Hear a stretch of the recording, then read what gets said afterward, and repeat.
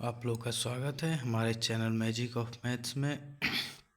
हम लोग वर्ग 10 गणित अध्याय 2 बहुपद के परिचय और सूत्र के बारे में जानेंगे कि बहुपद क्या है, बहुपद कितने प्रकार का होता है और वर्ग 10 में बहुपद में हम लोग किन किन सूत्रों का प्रयोग करते हैं। तो चलिए शुरू करते हैं। सबसे पहले हम लोग देखेंगे बहुपद किसे कहते हैं। तो हम लोग अगर इसको तोड़ दें तो बहु अलग हो जाएगा और पद अलग हो जाएगा। बहु का मतलब हो जाएगा बहुत, और पद जिसे हम लोग इंग्लिश में टर्म्स कहते हैं यानी कि पद, यानी बहुपद का अगर परिभाषा बनाया जाए तो कहेंगे कि बहुत से पदों के समूह को बहुपद कहते हैं। इसका इंग्लिश भी उसी तरह है, पॉलिनोमियल्स। यानी अगर इसको भी तोड़ दिया जाए तो POLY पॉली का मतलब हो जाएगा बहुत, और नोमियल्स का मतलब हो जाएगा टर्म्स यानी कि पद। यानी बहुपद का परिभाषा हो जाएगा बहुत से पदों के समूह को बहुपद कहते हैं। जैसे हम लोग बहुपद लिखते हैं, हम लोग लिखेंगे x + 5, यह रैखिक बहुपद हो गया। अगर हम लोग लिखें x² + 7x + 10 तो यह एक द्विघात बहुपद हो गया। अगर हम लोग लिखें 3x का पावर 3 - 4x² + 3x + 8 तो यह एक त्रिघात बहुपद हो गया। तो इस तरह हम लोग देखते हैं कि रैखिक बहुपद, द्विघात बहुपद, त्रिघात बहुपद। तो अब पद देखा जाए तो इसमें 2 पद है, इसमें देखा जाए तो 1 2 3 पद है, इसमें देखे जाए तो 1 2 3 4 पद हैं। तो बहुत से पदों के, ये पद की संख्या बढ़ भी सकती है, तो बहुत से पदों के समूह को हम लोग बहुपद कहते हैं। अब बहुपद में हम लोग देखते हैं तो हमें 2 चीज़ें दिखाई देती हैं, एक x है, हम लोग चाहें तो y का भी प्रयोग कर सकते हैं। जैसे हम लिख सकते हैं y² - 4x + 12। जैसे हम लोग देख रहे हैं कि यहाँ पर y रहेगा, यहाँ पर y है तो यहाँ भी y रहेगा।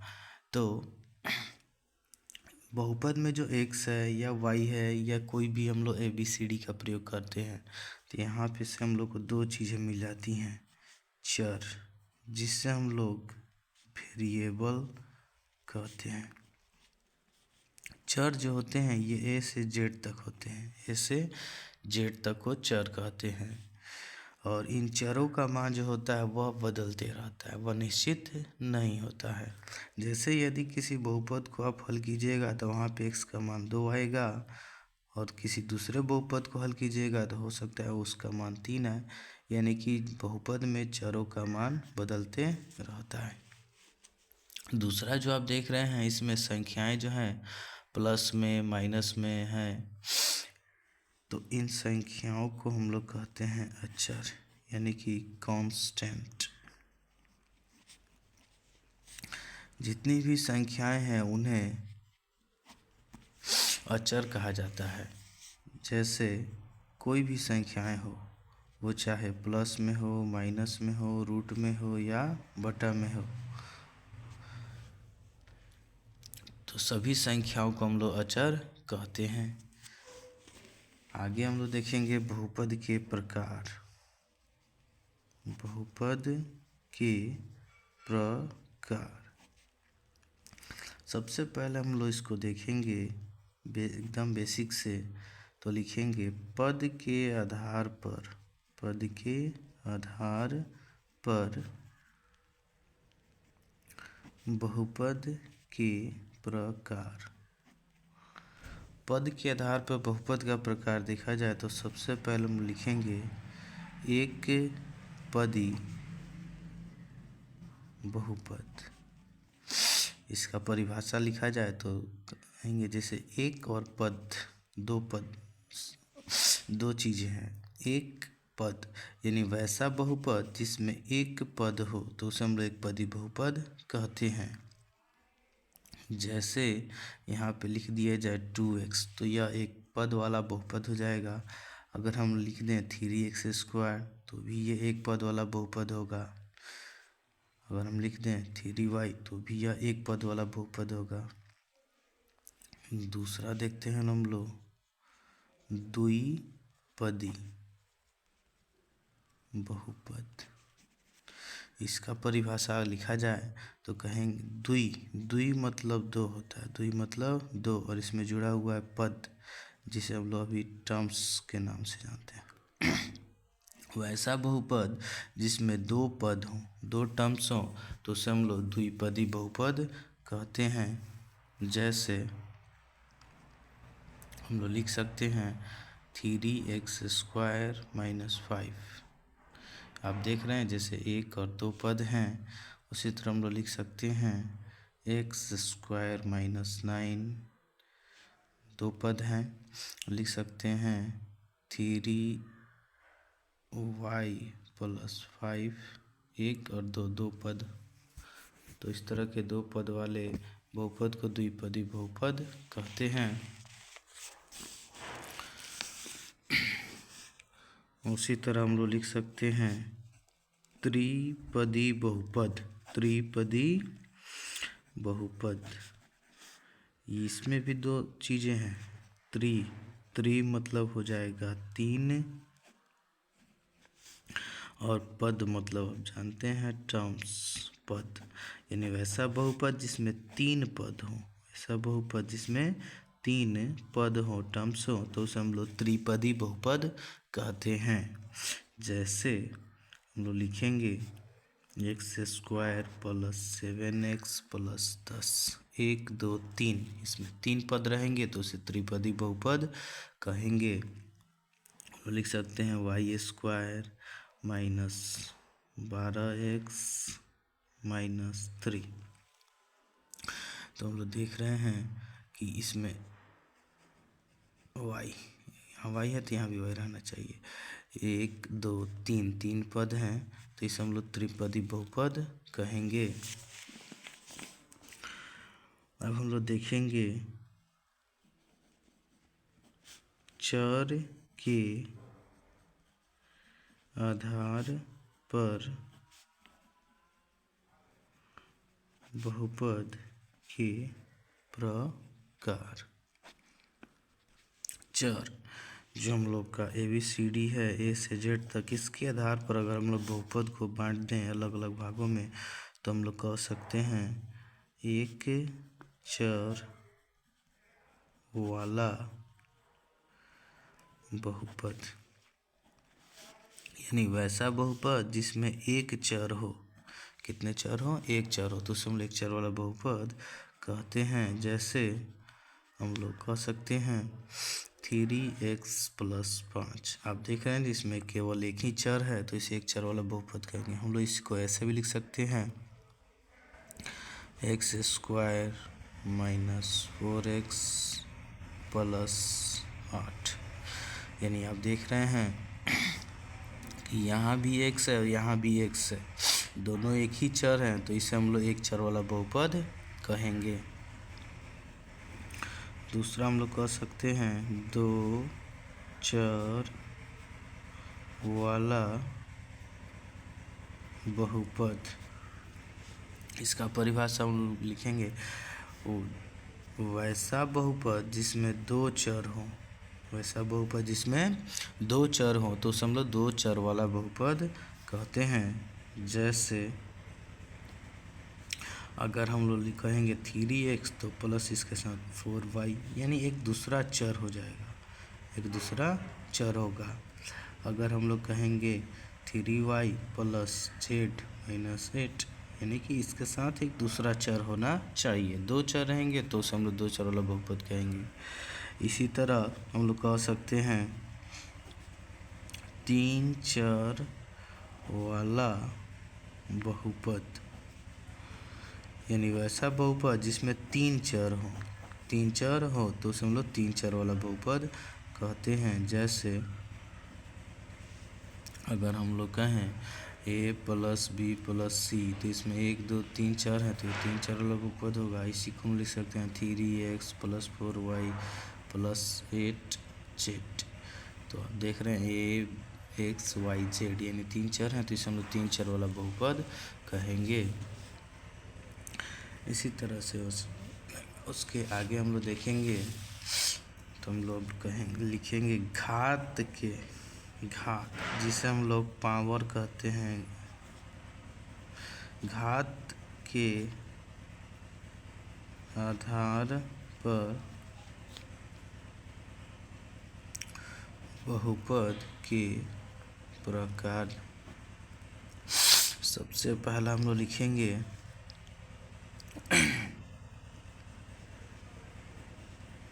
रैखिक बहुपद। इसे हम लोग कहते हैं लीनियर पॉलिनोमियल्स।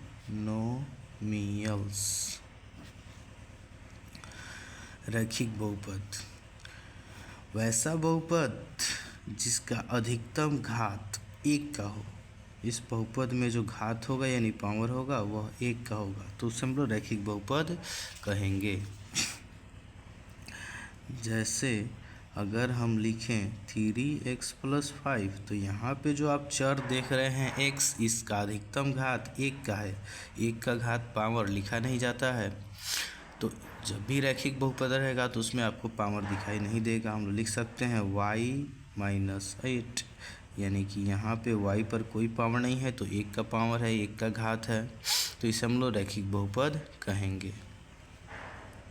और यहाँ पे एक चीज़ पूछा जाता है, रैखिक बहुपद के कितने हल होते हैं, या रैखिक बहुपद के कितने शून्यक होते हैं। तो रैखिक बहुपद के केवल एक हल होते हैं। रैखिक बहुपद के केवल एक हल या शून्यक होते हैं। दूसरा हम लोग लिखेंगे द्विघात या द्विघाती बहुपद, जिसे हम लोग क्वाड्रेटिक पॉलिनोमियल्स कहते हैं। द्वि मतलब हो जाएगा 2, और घात जिसे आप पावर के नाम से जानते हैं, यानी वैसा बहुपद जिसमें 2 घात हो, 2 का घात हो, पावर हो, तो उसे हम लोग द्विघात बहुपद कहते हैं। याद रखने वाली चीज़ है कि द्विघात बहुपद का अधिकतम घात 2 का होता है, तो उसे हम लोग द्विघात बहुपद कहते हैं। जैसे हम लोग लिखते हैं x² प्लस 7x प्लस 10, तो आप इस बहुपद का अधिकतम घात देख रहे हैं कि 2 का है। यहाँ पे 1 का घात वाला है, लेकिन अधिकतम घात 2 का है, तो उसे हम लोग द्विघात बहुपद कहते हैं। हम लोग लिख सकते हैं y² minus x minus y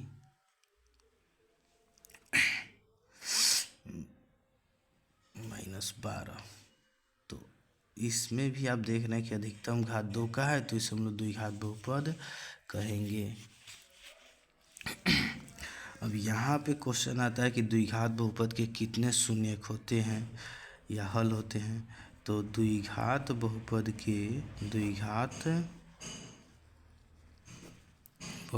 के 2 हल या शून्यक होते हैं। द्विघात बहुपद के 2 शून्यक होते हैं। यह ऑब्जेक्टिव में बार बार पूछा जाता है। द्विघात बहुपद के 2 शून्यक होते हैं, जिन्हें हम लोग अल्फा और बीटा के रूप में लिखते हैं।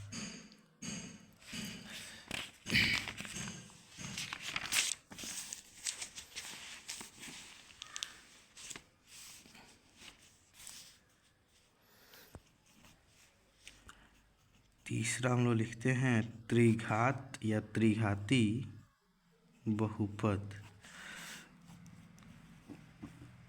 Cubic polynomials. एक चीज़ यहाँ पे याद रखने वाला है कि वर्ग 10 में जो बहुपद हम लोग पढ़ेंगे वह द्विघात बहुपद पर ही पढ़ना है। त्रिघात बहुपद क्यूबिक पोलिनोमियल्स, इसका परिभाषा देखा जाए तो त्रि मतलब होता है 3 और घात मतलब जिसे आप जानते हैं पावर, यानी वैसा बहुपद जिसकी अधिकतम घात 3 का हो, अधिकतम पावर घात 3 का हो, तो उसे हम लोग त्रिघात बहुपद कहते हैं। जैसे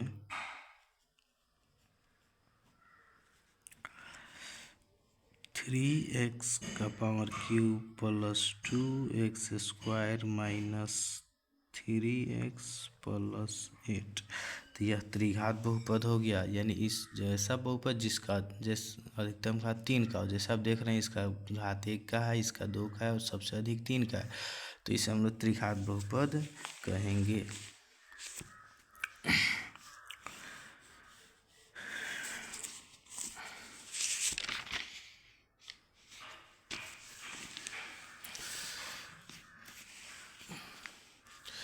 यहाँ पे एक चीज़ बताना चाहते हैं, जैसे हम लोग कहते हैं द्विघात बहुपद का मानक रूप, द्विघात बहुपद का मानक रूप, तो यह होता है ax square plus bx plus c। यह हो गया द्विघात बहुपद का मानक रूप, यानी अधिकतम घात 2 का रहेगा। जैसे आप देख रहे हैं एक्स स्क्वायर के बगल में a है तो वह a का मान होगा, बिना घात वाला 1 के घात वाले बगल में जो होगा वो b का मान होगा, और जो संख्याएं होंगी वह c का मान होगा। जैसे इस क्वेश्चन में देखा जाए तो एक्स स्क्वायर के बगल में कुछ नहीं है तो 1 होगा, x के बगल में b है यानी 1 के घात वाले बगल में b है, तो यहाँ पे 7 है तो b का मान 7 होगा, और बिना चर वाले के साथ जो रहेगा वह c का मान होगा, c का मान 10 हो जाएगा।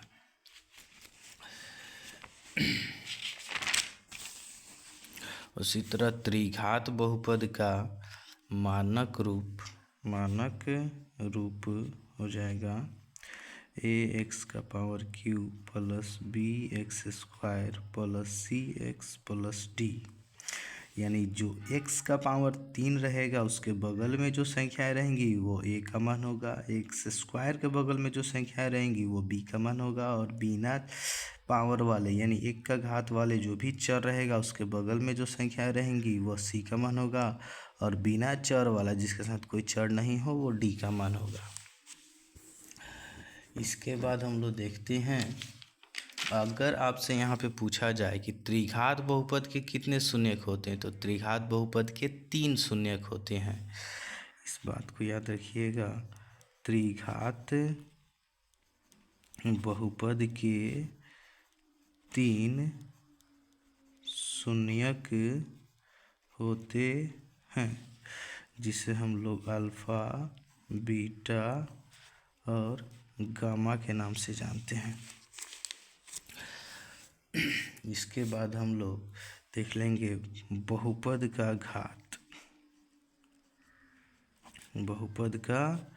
घात यानी पावर। आपसे पूछा जाए क्वेश्चन में कि निम्न बहुपद का घात कितना है, जैसे मान लीजिए क्वेश्चन दे दिया जाए 8x का power 4 plus 3x cube minus 6x square plus 2x minus 8। अगर आपसे पूछा जाए कि बहुपद का घात बताइए, तो बहुपद का घात का नियम होता है सबसे बड़ा घात ही बहुपद का घात होता है। तो आप देख रहे हैं इसमें 1 का घात है, 2 का घात है, 3 का घात है, 4 का घात है, सबसे बड़ा घात 4 है तो बहुपद का घात 4 हो जाएगा आंसर। उसके बाद हम लोग देखेंगे बहुपद का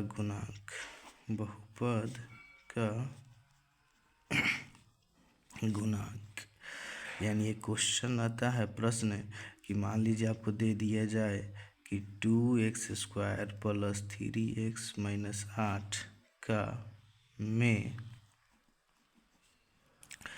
x स्क्वायर का गुणांक क्या है, तो आपको ध्यान देना है कि इसमें आपको गुणांक किसका पूछ रहा है, तो एक्स स्क्वायर का, यानी एक्स पर 2 का घात है। तो आप देखिए एक्स स्क्वायर वाले के ठीक बगल में संख्या 2 है, यानी 2 और एक्स के बीच में गुणा का संबंध है। तो हम लोग लिखेंगे एक्स स्क्वायर का गुणांक, एक्स स्क्वायर का गुणांक बराबर 2 हो जाएगा। अगर आपसे केवल एक्स का पूछा जाता कि एक्स का गुणांक क्या है, तो एक्स के बगल में संख्या 3 है, प्लस में है, तो हम लोग लिखते हैं 3।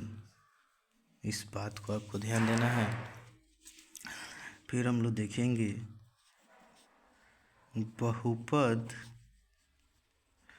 होने के नियम और शर्तों को, कि कब आप इसे बहुपद कह सकते हैं और कब बहुपद नहीं कहेंगे। तो सबसे पहला नियम होगा कि वैसा बहुपद जिसका घात माइनस में न हो, ऋणात्मक न हो। ऋणात्मक होगा तो उसे बहुपद नहीं कहेंगे। जैसे यदि आप देखते हैं कि 2x का पावर -2 प्लस 3x प्लस 6, यदि आप देखते हैं कि इसका बहुपद का घात पावर माइनस में है तो यह बहुपद नहीं होगा। दूसरा, यदि यह घात पावर रूट में चला जाए तो भी उसे बहुपद नहीं कहेंगे। यदि किसी बहुपद का पावर रूट में हो, जैसे x का पावर √2 माइनस x माइनस 12, तो आप देख रहे हैं कि इसका बहुपद का घात रूट में है तो भी यह बहुपद नहीं होगा। तीसरा, यदि यह पावर बटा में चला जाए, यदि हम लोग लिखें 3x का पावर 2/3 माइनस 2x प्लस 18, आप देख रहे हैं कि इस बहुपद का पावर बट्टा में है 2/3, तो भी यह बहुपद नहीं होगा। यदि किसी बहुपद का चर रूट में हो, यदि किसी बहुपद का चर रूट में हो तो भी वह बहुपद नहीं होगा। जैसे हम लोग लिखें 3x² माइनस 8√100x प्लस 6, आप देख रहे हैं कि इस बहुपद का जो चर है वह रूट में है तो यह बहुपद नहीं होगा। पांचवा और अंतिम है कि यदि किसी बहुपद का चर बट्टा में हो, जैसे हम लोग लिखें x² प्लस 5/x माइनस 8, अब देख रहे हैं कि इस बहुपद का चर बट्टा में है तो भी यह बहुपद नहीं होगा। तो यह 5 नियम होते हैं बहुपद होने के लिए। अगर इनमें से किसी प्रकार से रहेगा तो उसे हम लोग बहुपद नहीं कहेंगे। लास्ट में हम लोग देख लेते हैं बहुपद, आपको वर्ग 10 में बहुपद बनाने के लिए कौन कौन से सूत्र का प्रयोग करना है। तो सबसे पहले सूत्र है बहुपद ज्ञात करने का सूत्र, बहुपद ज्ञात करने का सूत्र। तो इसका सूत्र है x² minus alpha plus beta into x plus alpha into beta. यानी कि यदि आपको द्विघात बहुपद के शून्यकों का योग या शून्यकों का गुणनफल दिया रहे तो भी आप लोग द्विघात बहुपद ज्ञात कर सकते हैं, तो भी आप द्विघात बहुपद ज्ञात कर सकते हैं। यदि या आपको अलग अलग अल्फ़ा बीटा का मान भी दिया रहे तो भी आप इस सूत्र से द्विघात बहुपद ज्ञात कर सकते हैं। दूसरा सूत्र हम लोग लिखेंगे शून्यकों का योग, शून्यकों का योग, यह होता है -b/a। शून्यकों का योग है तो शून्यक हमारे द्विघात बहुपद के अल्फ़ा बीटा होते हैं, तो हम लोग लिखेंगे अल्फ़ा प्लस बीटा बराबर -b/a। तीसरा सूत्र हो जाएगा शून्यकों का गुणनफल, यह होता है c/a। शून्यक हमारे अल्फ़ा बीटा होते हैं तो हम लोग लिखेंगे अल्फ़ा गुना बीटा बराबर c/a। अब आप देख रहे हैं कि a b c है तो ये आएंगे कहाँ से, तो हम लोग द्विघात बहुपद का जो मानक रूप है ax² plus bx plus c, तो इसी मानक रूप के आधार पर हम लोग a b c का चुनाव करते हैं। जैसे मान लीजिए आपको दे दिया जाए 3x² माइनस 7x प्लस 18। तो इसी के आधार पे जैसे हम लोग देख रहे हैं x² के बगल में है तो x² के बगल में जो 3 है वह a का मान होगा। 1 के घात वाले चर के बगल में b है तो 1 के घात वाले बगल में -7 है तो b का मान -7 होगा। और बिना चर वाले जो भी रहेगा वह c का मान हो जाएगा। यहाँ पे ध्यान देने वाला बात है कि b और c का मान शून्य हो सकता है लेकिन a का मान कभी भी शून्य नहीं होगा, 0 नहीं होगा। यहाँ पे अगर कुछ नहीं रहे तो a का मान 1 हो जाएगा। एक और सूत्र हम लोग लिखते हैं, बहुपद के लिए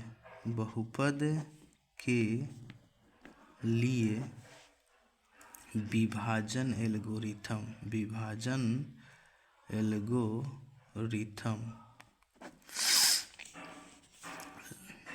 भाज्य बराबर भाजक गुना भागफल प्लस शेषफल। भाज्य को हम लोग px से सूचित करते हैं, भाजक के लिए gx गुना भागफल के लिए qx प्लस शेषफल के लिए rx से सूचित करते हैं।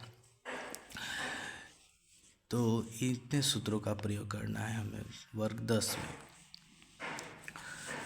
वीडियो अच्छा लगे तो लाइक और शेयर ज़रूर करें और चैनल पर नए हैं तो हमारे चैनल को ज़रूर सब्सक्राइब करें। धन्यवाद।